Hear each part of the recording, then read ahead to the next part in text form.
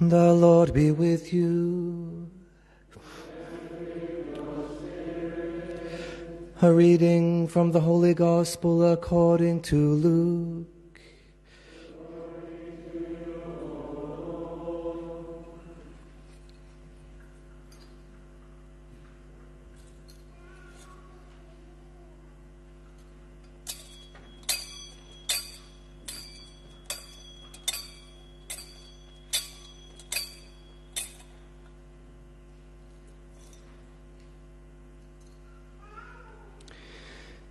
In the beginning was the Word, and the Word was with God, and the Word was God. He was with God in the beginning. Through him all things came to be. Not one thing had its being but through him. All that came to be had life in him, and that life was the light of men, a light that shines in the dark, a light the darkness could not overpower. A man came sent by God. His name was John. He came as a witness to speak for the light, so that everyone might believe through him. He was not the light, only a witness to speak for the light. The Word was the true light that enlightens all men, and he was coming into the world. He was in the world that had its being through him, and the world did not know him. He came to his own domain, and his people did not accept him. But to all who did accept him, he gave the power to become children of God. To all who believe in the name of him, who was born not out of human stock, or urge of the flesh, or the will of man, but of God himself. The Word was made flesh, he lived among us, and we saw his glory. The glory that is his, as the only Son of the Father, full of grace and truth. John appears as his witness. He proclaims, "This is the one whom I said, he who comes after me ranks before me, because he existed before me." Indeed, from his fullness we have all of us received.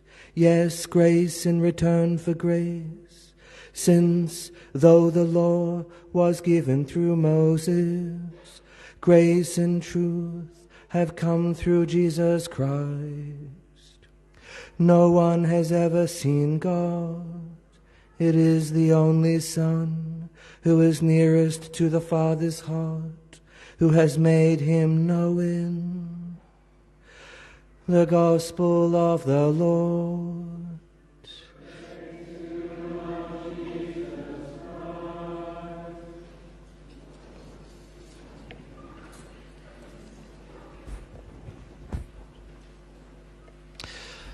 Well, first of all, a very Merry Christmas. It's a joyful day, one of the great feasts in the Christian religion and the Christian liturgical calendar. And we know that it's celebrated in often corrupted and degraded ways by our modern culture. Santa Claus replacing Christ, or the consumerism of our time, or the ways in which the economy uses this feast to make millions, if not billions of dollars. We all know that. But today is a day where, as Christians, we are invited by Christ to come and celebrate it in truth with real hearts that love God. And there, my brothers and sisters, let us rejoice. It is truly a joyful feast. This feast where we celebrate the public manifestation through the birth of Christ, of the Word incarnate. There, my brothers and sisters, yes, it should be a cause of enormous joy for us. When we look around the world today, there are wars, obviously, on the other side of the globe, and there have been wars and wars and wars really continually since the dawn of time. And our modern time is no exception. We see all sorts of pain and conflict and suffering. We know very much of the attacks on human life that are very much pushed on every front in our culture. Abortion on a grand scale. Now our laws allow euthanasia, such a disrespect for human life when it's most vulnerable, when there's a baby in the womb or an elderly person who's suffering. We know all the different interpretations on marriage and family that have been attempted to be brought to bear on the community now, and with great success. The breakdown of the family unit, the rejection of marriage between one man and one woman as instituted by God and very much taught by the Catholic Church. We know about the promotion now of all the LGBTQ ideology and the rejection of human nature, the rejection of the distinction between man and woman. We know all of this is very much against the good of man, the truth of man, and against, of course, the Christian religion. And in fact, it's that second one that is really at the deepest level in this fight. We know those things are attacks against human life, against what is good for human flourishment in marriage and human fulfillment and fruitfulness in children, etc. But when we see those things so pushed, so promoted today, we also see an attack on Christ himself. Because it is very much of the mind of the devil that he hates what God has done in the incarnation of his Son. That God has come to carry a human body and have a human life. The attacks on human life today, yes, they are definitely that. But deeper than that, they are an attack and a pushback against Christ incarnate and against the Christian religion itself. And so there's an invitation today for all of us as we come to church to celebrate this feast, and let us make sure that it's really a celebration. We're not just turning up because it's the 1 year tradition and custom that we do, and not just coming along out of kind of a duty to some thought that we carry.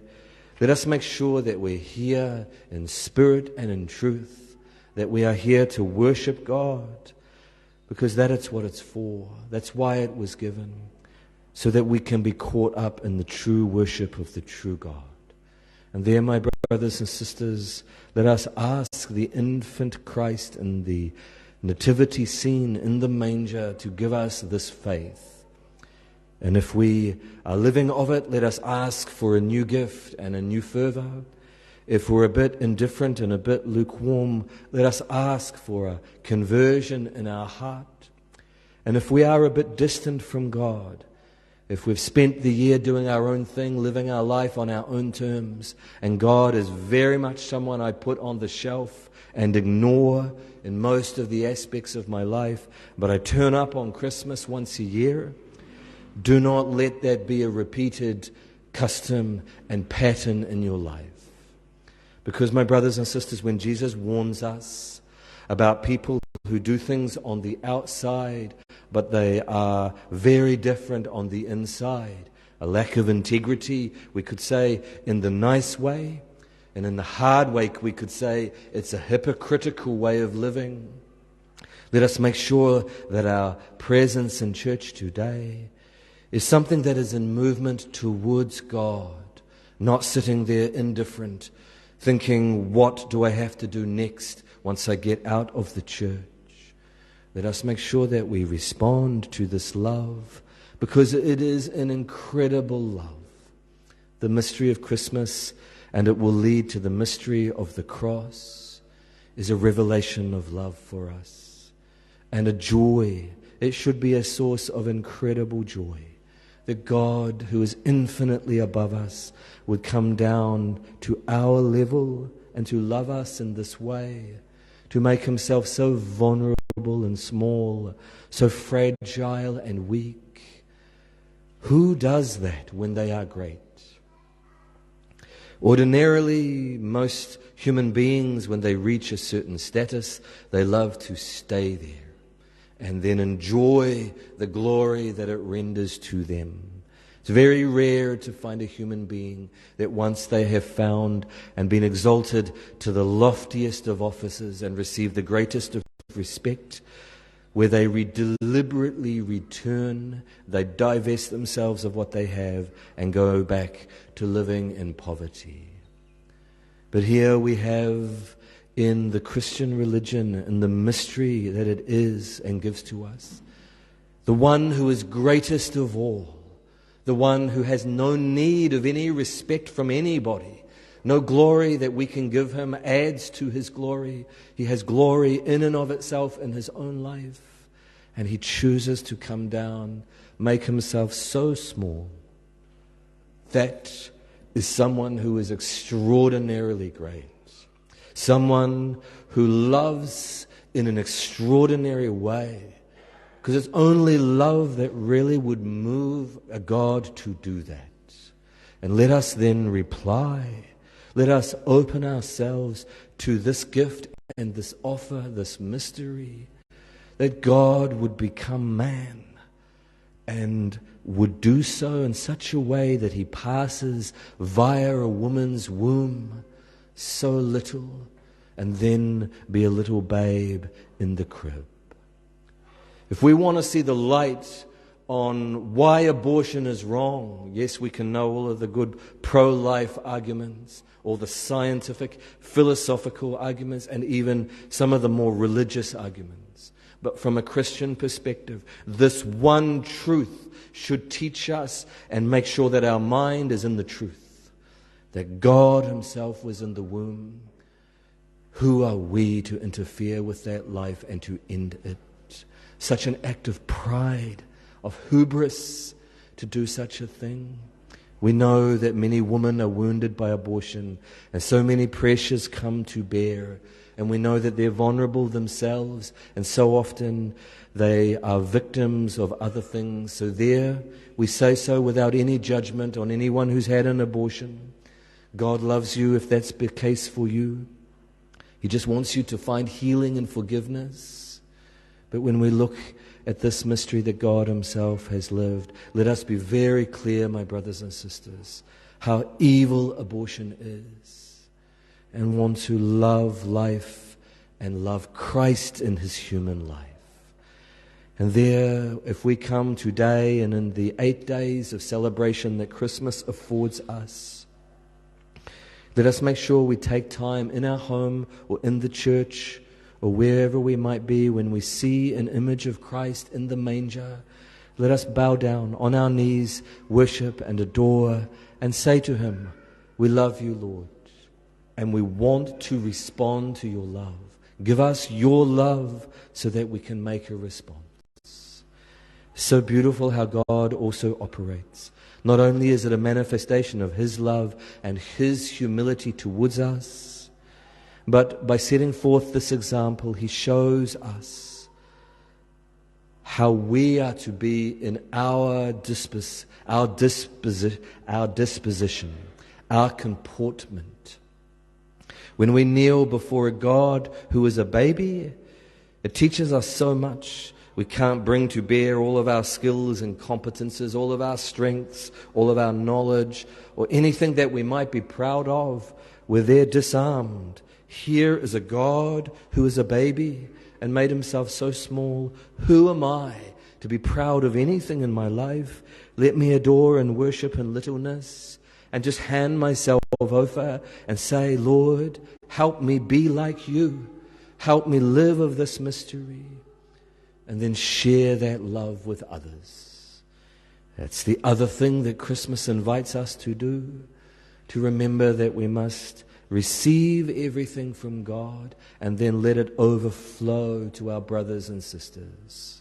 That is what it is to be a Christian.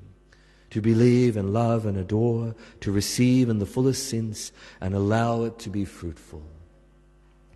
There, my brothers and sisters, that's the invitation today on Christmas. To rejoice that we are saved. To rejoice that we have a God like this and we have the chance, the privilege to know Him. Let us make sure from this day forward, every day is a Christmas day where we open our heart to Christ, where we bow down and worship, and we never stop doing so until the day we arrive before Him after we die in our personal judgment, and we can say, in truth, Lord, I have loved you or have tried to love you. Forgive me for my failures. And He will say, come, inherit the kingdom prepared for you before the foundation of the world. I receive you as a friend.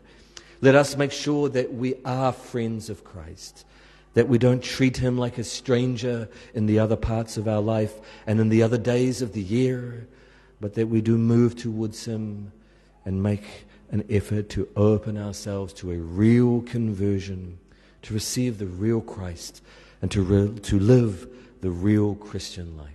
In the name of the Father, and of the Son, and of the Holy Spirit.